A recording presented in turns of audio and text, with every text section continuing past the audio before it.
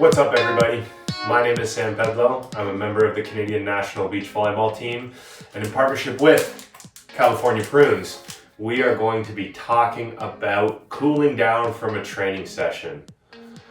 An area of training I think most athletes skip over and don't dedicate enough time to is finishing off that training session by cooling down appropriately. Not only is that going to help us to mitigate some of the effects of the training session we just finished, it's also going to help us to prepare our body for the following training session, which may be coming up as quickly as in the afternoon or the following day. So what we're going to be going through is what I like to call a flush, a stretch, a massage, and recover, okay? So our flush, what we're going to be doing is we're going to be looking for something to cycle the blood through the legs, okay? So we could be using an exercise bike, we could be using some pneumatic compression, you could be wearing compression socks, things like that. Stretch, we're going to stretch some key areas that we need to work through. In beach volleyball, we're primarily focusing on the shoulder and the hip and knee complex. The massage, this is where we're going to be using some foam rollers, maybe a massage gun, percussion therapy. And then the recover, what we're going to be looking to do is hydrate and fuel. When you put these four areas together, it's a recipe for success to not only make sure you can recover from the training session you just underwent, but so you can be ready for tomorrow as well. So let's get after it. So personally, for the flush, I have my Concept 2 bike erg here in my basement gym. I like to get on the bike, I like to flush the legs. Low cadence, no tension on the wheel, but 5 to 7 minutes, I'm gonna ride the bike. I'm gonna try and get that blood moving in the legs, try and flush any of the metabolic byproducts of the workout that I've just undergone, that are floating around. Make the legs feel fresh for that next session.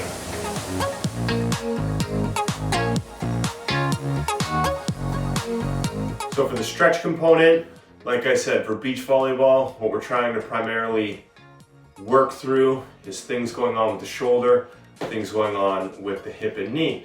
So a few stretches that I like to go through following training. Let's start with the downward dog. It's going to help to open up those shoulders as well as get a little bit of a stretch through the posterior chain.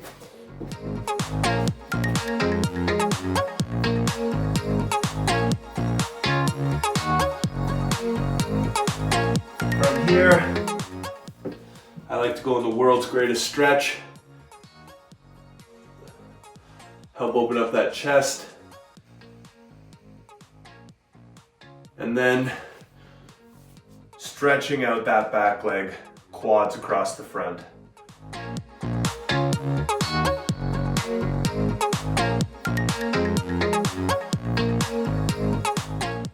And we can repeat that for the other side.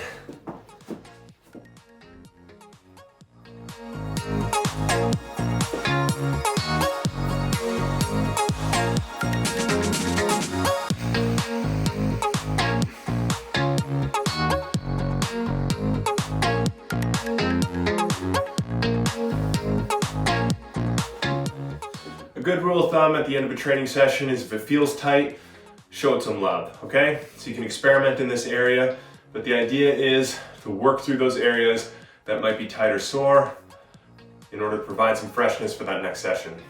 Sometimes we're gonna need a little bit more than just a stretch, so I like to use my massage gun here, provide some percussion therapy in order to help give some of those tissues just a little bit of extra love. So through the shoulder,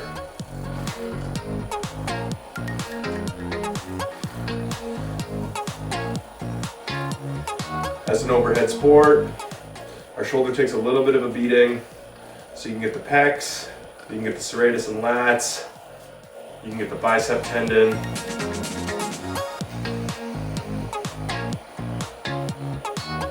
Getting through the quads and the hip flexors, also going to help provide a little bit of extra spring in your step for that next training session.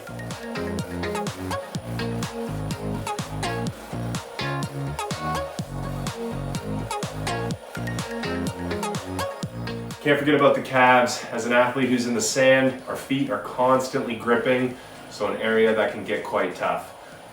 But just like the stretch, you want to go through areas that are feeling tight or sore, give them a little bit of extra love with a massage device, a foam roller, a lacrosse ball, whatever you have access to. The final thing you're going to want to think about before you finish that cool down period from your training, you need to fuel, okay? What we want to do, we want to get a hit of carbohydrates, protein. These are going to be the most important macronutrients that we need to consume in order to be prepared for that next training session. California prunes are a great example of a post-workout snack that's going to help me recover for that next session. A whole food with no added sugar, 24 grams of carbohydrates per serving, and a high dose of fiber. This is a great post-training snack. You get your carbs, your fiber with no added sugar. That's important. Whole foods are your best option when it comes to consuming post-workout. That being said, you need an extra hit of protein following a workout to repair some of that muscle breakdown. So take a scoop of your favorite protein, chuck it in a bottle, fire it down. By replenishing the glycogen stores through carbohydrates that we've expended, we're more likely to be able to perform at the same level in the subsequent training session. So like I said, California prunes is a great example of a post-workout snack. It's going to get you your carbs with no added sugars so you can perform at your best for your next session. My name is Sam Pedlow, and I'm a member of your Canadian National Beach Volleyball team. I can't thank California prunes enough. Not only is it a great post-workout snack, they're a great partner to have on my beach volleyball journey.